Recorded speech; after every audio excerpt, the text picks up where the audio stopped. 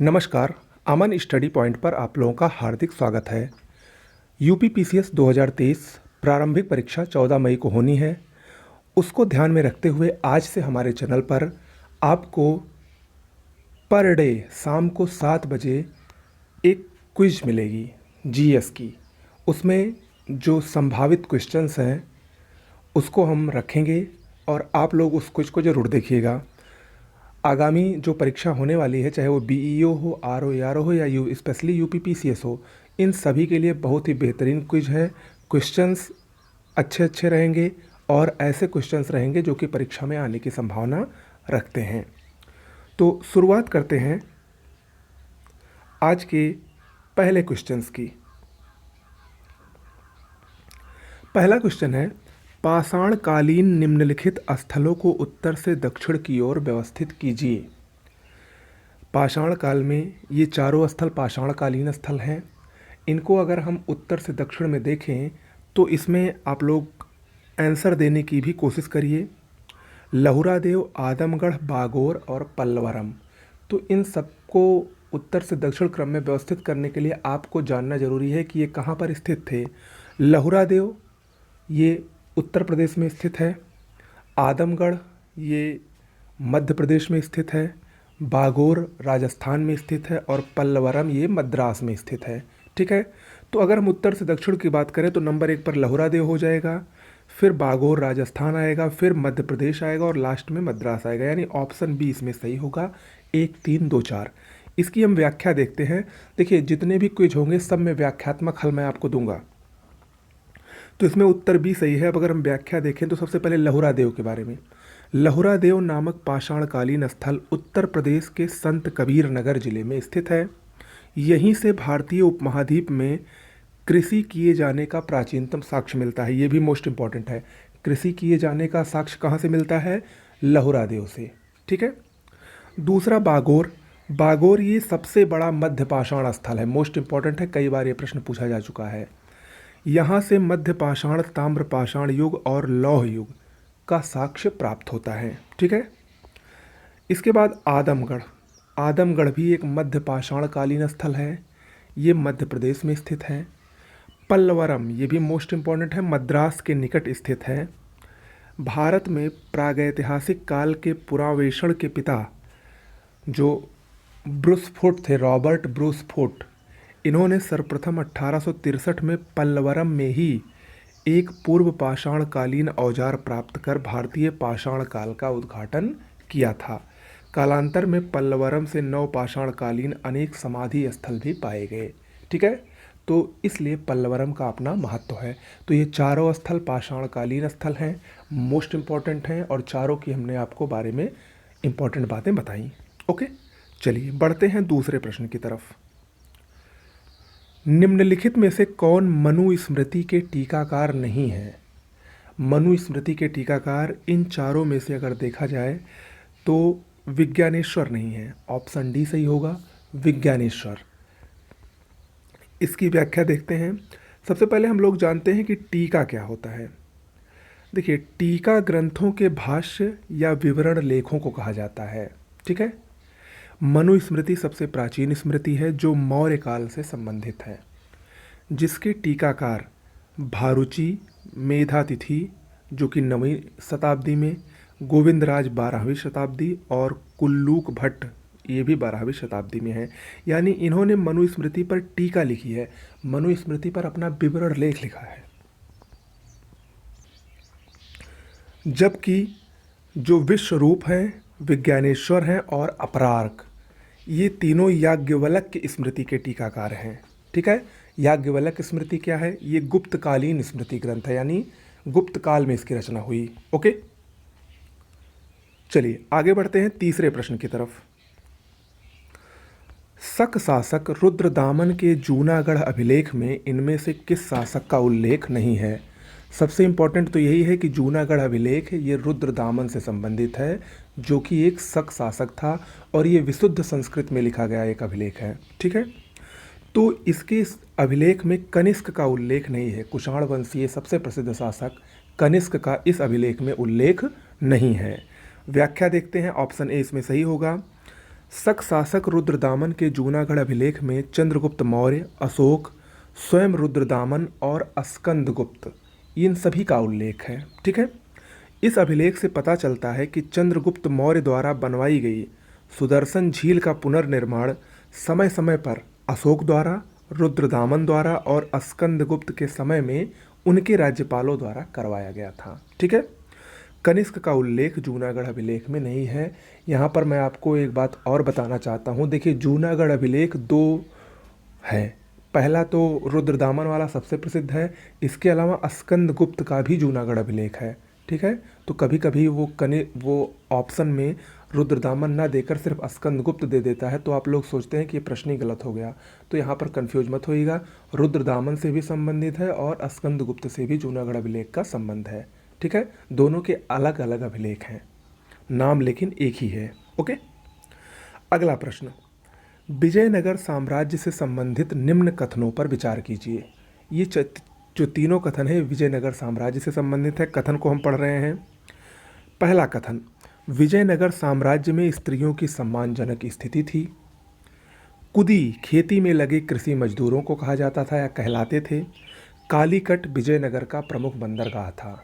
अब आपको बताना है कि इन कथनों में से कौन सही है।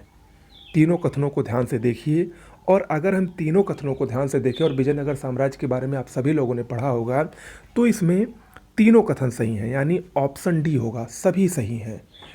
देखते हैं इसको व्याख्या सहित। विजयनगर युगीन समाज में स्त्रियों की बड़ी सम्मानजनक स्थिति थी। कुछ स्त्रियां उस काल की महान विदुषी थीं और प्रसिद्ध साहित्यकार भी थीं।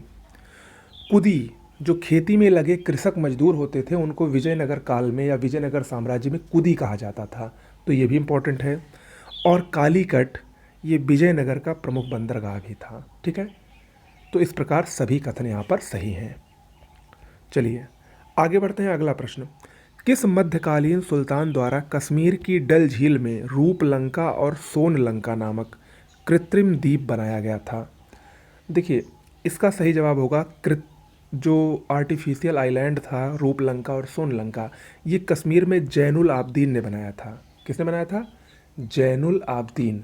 जैनुल आबदीन, ये कश्मीर का अकबर इसको कहा जाता है। अक्सर प्रश्न पूछा जाता है कश्मीर का अकबर किसको कहा जाता है, तो ये जैनुल आबदीन ही था। ये अपनी उदारता के लिए बहुत ही प्रसिद्ध शासक था कश्मीर का। इसके बारे में हम देखते हैं। 1420 ईस्वी में जैनुल आबदीन, जिसका वास्तविक नाम शाह खान था, ये कश्मीर का शासक बना। इसके द्वारा डल झील में रूपलंका और सोनलंका नामक कृत्रिम द्वीप और वुलर झील पर जैनलंका नामक कृत्रिम द्वीप का निर्माण करवाया गया था। ठीक है। जैनुल आबदीन ने शमशान कर, जजिया कर और गोवध की प्रथा को कश्मीर में प्रतिबंधित कर दिया था।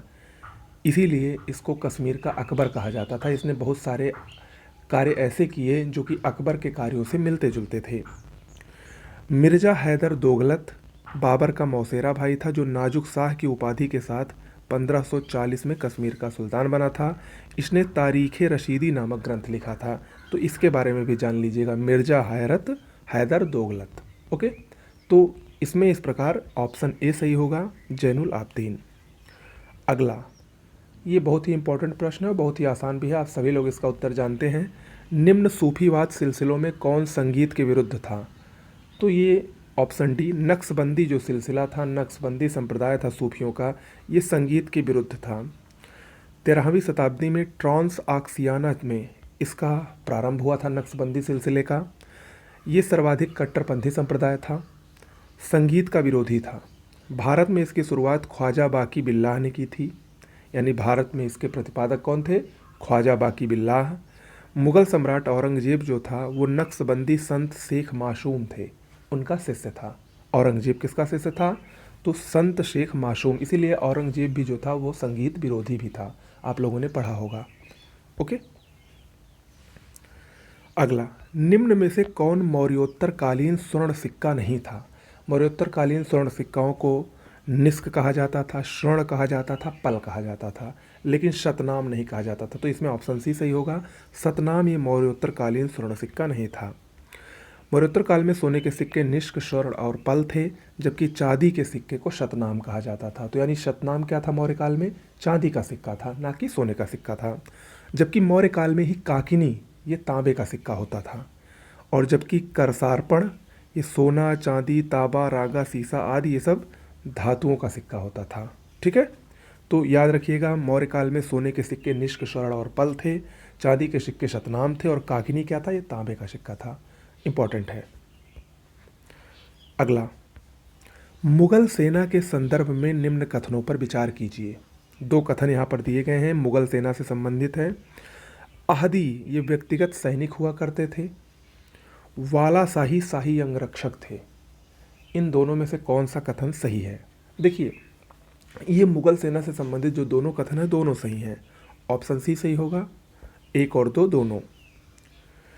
व्याख्या अगर इसकी हम देखें तो मुगल बादशाह अपनी सुरक्षा के लिए एक विशेष प्रकार के सैनिक रखते थे जिन्हें आहदी कहा जाता था। आहदियों को भद्र सैनिक भी कहा जाता था और उन्हें अन्य सैनिक की तुलना में बहुत अधिक वेतन मिलता था। ठीक है, अतः कथन 1 सही है।